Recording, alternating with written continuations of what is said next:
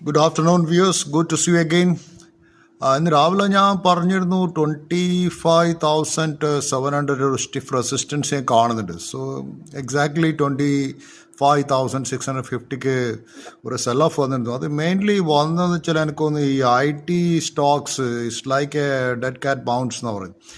അത് അവിടെ അന്നൊരു ഷോർട്ട് കവറിങ് ചെയ്ത സമയത്ത് അവിടെ ഷോർട്ടിങ് വന്നത്. പിന്നെ വേറെ പ്രധാന കാരണം വെച്ചാൽ മാർക്കറ്റിൽ ഇന്ന് ബാങ്ക് നിഫ്റ്റിയും റിലയൻസും സപ്പോർട്ട് ചെയ്യുന്നില്ല. ബാങ്ക് നിഫ്റ്റിയും റിലയൻസും സപ്പോർട്ട് ചെയ്തില്ലെങ്കിൽ മാർക്കറ്റ് നിഫ്റ്റിക്ക് വലിയ മൂവ്മെൻറ്റ് ഉണ്ടാക്കാൻ പറ്റില്ല. പിന്നെ വേറൊരു പ്രധാനപ്പെട്ട കാരണം ഈ ഭാരതി എയർടെല് അവർ ഒരു 20,000 കോടി റുപ്യേൻ്റെ non banking finance company form ചെയ്യണം. അത് എയർടെൽ മണി ലിമിറ്റഡ് എന്ന് പറഞ്ഞിട്ടാണ്.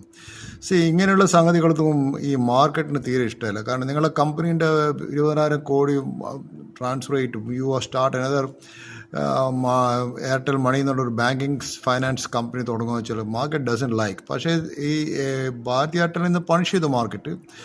പക്ഷേ വേറൊരു കാര്യം വെച്ചാൽ ഭാരതിനെ സംബന്ധിച്ചിടത്തോളം ഏകദേശം ഇപ്പോൾ പറയുന്നത് 400 മില്യൺ കസ്റ്റമേഴ്സ് എന്ന് പറയും. So Airtel knows exactly who recharge on time, who travels where, who pays their bill കൺസിസ്റ്റൻസ്ലി.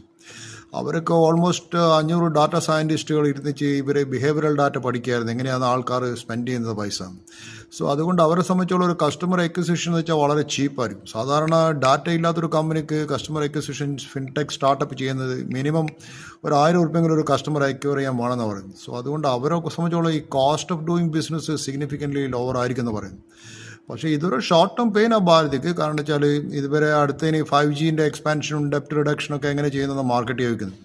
So I think immediately stock recovery കാണുന്നില്ല. പക്ഷേ ലോങ് ടേമിൽ it will financial NBFC turn around ആക്കിയിട്ടുണ്ടെങ്കിൽ they will have a good profit. പിന്നെ വരുന്ന ഈ solar കമ്പനീൻ്റെ വലിയൊരു 126% US tariff, അത് വലിയൊരു പ്രശ്നമായി. പിന്നെ ആന്ത്രോപിക് ഷോക്ക് IT വന്നു. IRFC ഇന്ന് ഗവൺമെൻറ് പറയുന്നത് 4% അവർ വിറ്റഴിക്കാന്ന് പറയുന്നത്. അപ്പോൾ ഓഫർ ഫോർ സെയിലാണ്. സോ IRFC 200 രൂപ പോയ സമയത്ത് ഗവൺമെൻറ് വിറ്റിട്ടില്ല, ഇപ്പോഴാണ് വിൽക്കുന്നത്.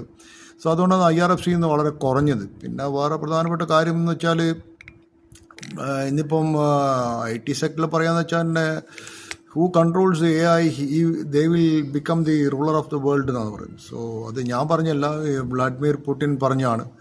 അതുപോലെ ഫ്രഞ്ച് പ്രസിഡന്റ് ഇമാനുവൽ മാക്രോൺ പറഞ്ഞതെന്ന് വെച്ചാൽ യൂറോപ്പിൻ്റെതായ ഒരു മെറ്റാവേഴ്സ് ഉണ്ടാക്കുന്ന പറയുന്നു. സോ യൂറോപ്പിനെ സംബന്ധിച്ചോളം അയാൾ പറയുന്ന വലിയൊരു ഫെയിലിയർ എന്ന് വെച്ചാൽ അവർക്ക് major tech companies like China അല്ലെങ്കിൽ US പോലെ ഇല്ല. ഇനിയിപ്പം വരാൻ പോകുന്ന ഇന്ത്യ ഈസ് 4th പില്ലർ എന്നാണ് പറയുന്നത്. Because after United States, China and EU, India will be the biggest player in this area എന്ന് പറയുന്നു.